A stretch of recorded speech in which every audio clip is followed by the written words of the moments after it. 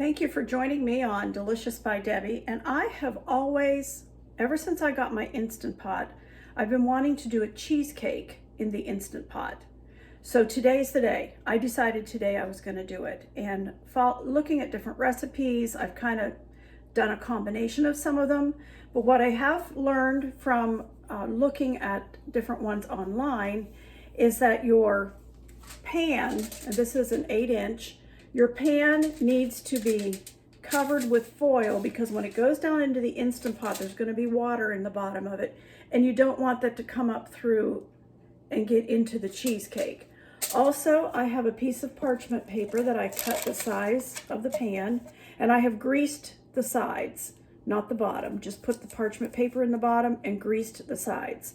I also made, I don't have one of those slings that you can put in and lift out with. So I made my own out of foil.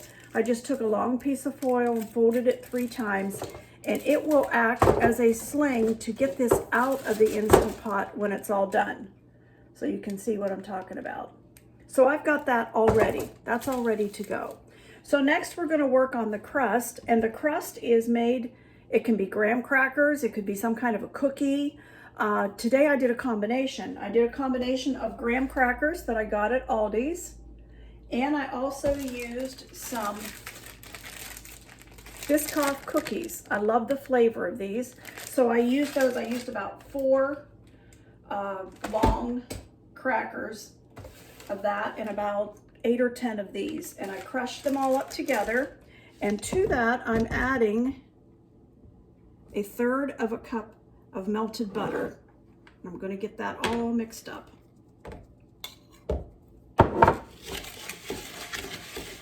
That's going to be our crust. I think the combination of the graham crackers and the Biscoff cookies are going to be really good. I had never had the Biscoff cookies. My husband brought some home here recently, and they are just, they're not sickening sweet because I'm not big on really sweet stuff, but they are very good. They just have a really nice flavor. So next I'm going to put this into my springform pan, and I'm going to push it into the bottom and also up the sides just a little bit.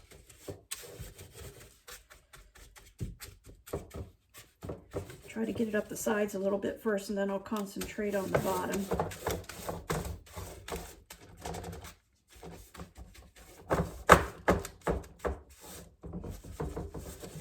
Not worried about it getting it extremely even all the way around, just so it's up the sides a bit.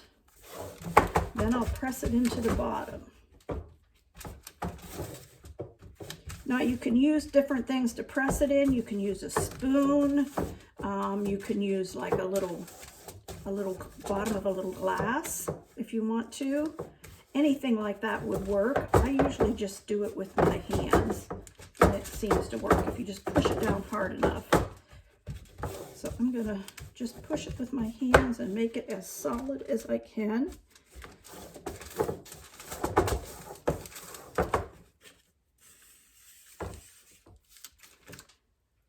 There you have it.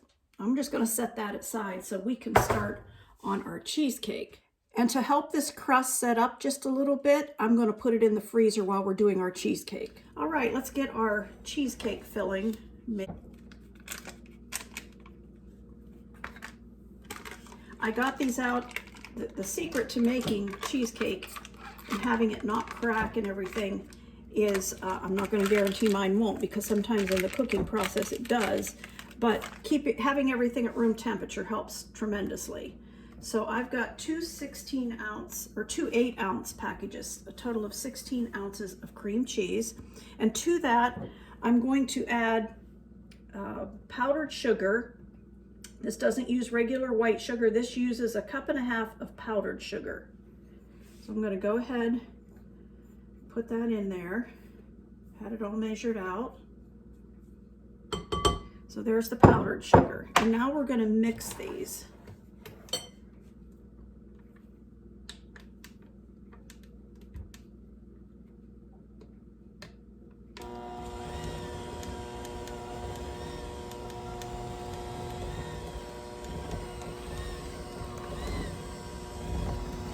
want to turn it too high yet because I'll have powdered sugar all over my kitchen. I want to get the cream cheese kind of mixed up a little bit first.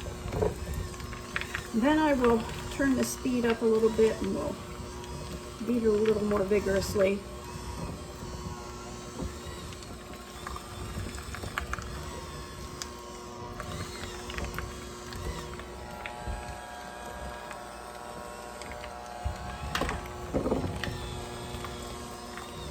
All right, going to turn it up a little bit.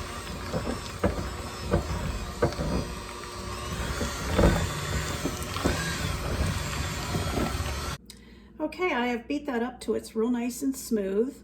And now I'm going to add 3/4 of a nice full 3/4 of a cup of sour cream. I happen to be using a light sour cream, just like I used a light cream cheese.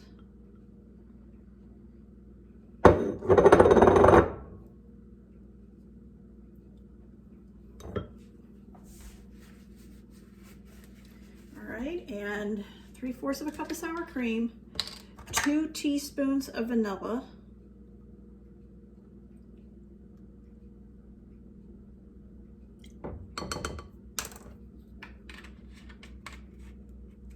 and a tablespoon of either cornstarch or flour, and I prefer to use the cornstarch. So 1 tablespoon of cornstarch. We're going to beat that in now.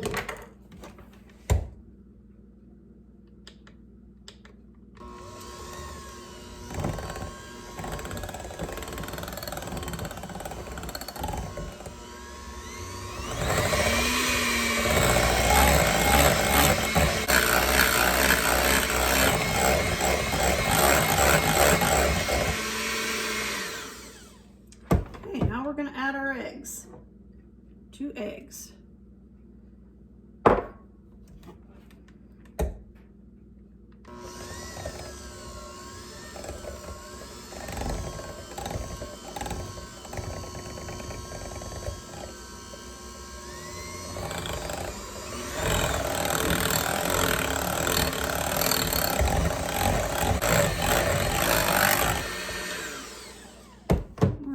Stir that just a little bit with my spatula and just make sure I got the eggs mixed in. We don't really want to beat them hard. We just want to make sure they got blended in with everything else.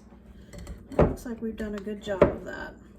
Cheesecake crust, and I'm ready to put this in there.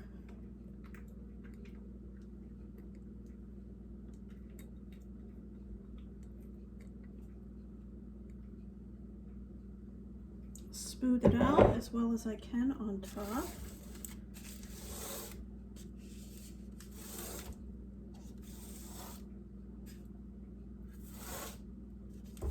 Some people think cheesecake is really hard. I've made a lot of cheesecakes. They're really not hard.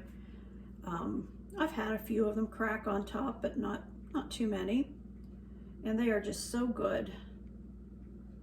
Makes a nice dessert. And when you make it without a lot of sugar, you use the light ingredients, you don't feel quite so guilty about eating a piece of it. And I have even made it sugar-free before and used a Trim Healthy Mama sweetener, and it was delicious. I'm gonna hang that on the counter to be sure there are no air bubbles in it. All right, and that is ready to go. We'll get our slow cooker ready now. All right, I have the Instant Pot ready. It has the trivet in the bottom, the rack, and it has 1.5 cups of water. Now I bought a different pot to use for desserts. I've done so many spicy things with my other one that I bought this non-stick one, and I'm keeping it pretty much just for desserts.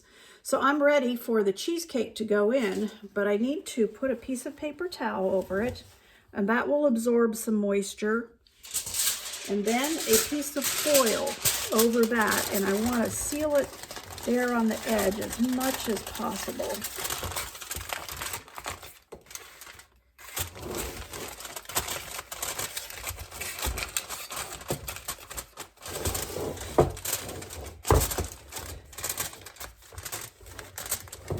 Trying to seal that edge.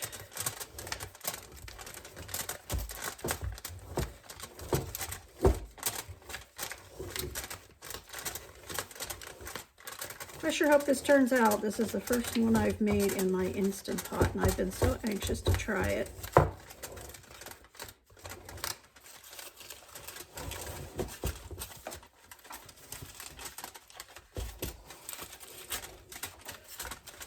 All right. And I'm going to use that sling to set it down in the pot.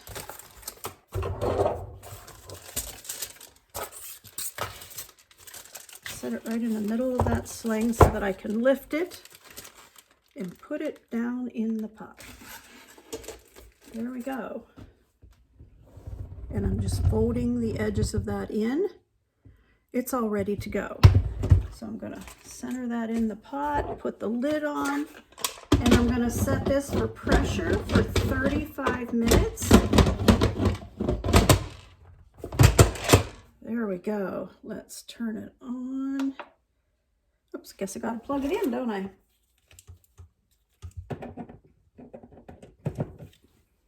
There we go. Now I'm gonna set it for 35 minutes. There we go. And we're gonna let that, I put it on sealing, and we're gonna let that go. All right, our cheesecake was on pressure for 35 minutes, and then we let it release on its own, the pressure release on its own for 20 minutes, and then I was able to open it. And it's time to take it out using this sling that we made. And there's water on top here I want to wipe off, but it's time to unwrap it.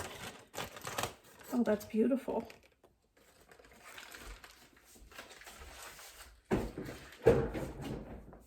Very, very nice. That cheesecake turned out perfect.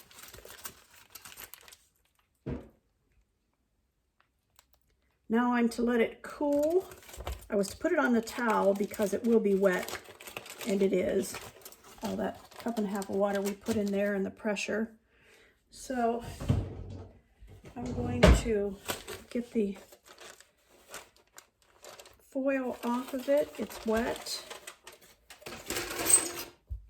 And this towel, and I'm going to let it cool here for about 2 hours, an hour or two, and then I'm going to put it in the refrigerator. So there you see it. Looks really nice. And I will come back when we can cut it. I just wanted to get back on here and show you our cheesecake. It did crack on the top as it cooled. Not really sure why, and that doesn't obviously hurt it. It isn't going to change the taste of it, that's for sure. But I thought I would go ahead and have a piece of it for my dessert for dinner tonight. I love cheesecake. So there it is. Show that to you before I put any toppings on it at all. It just came out perfect. And I have some blueberry topping here, so I'm going to put a little bit of that on it. I love blueberry. And let's fix it up with a little bit of whipped cream. There we go. Now that's a beautiful dessert that I'm sure is going to taste delicious. That was a very easy cheesecake to make, doing it in the Instant Pot. Hope you'll try it sometime.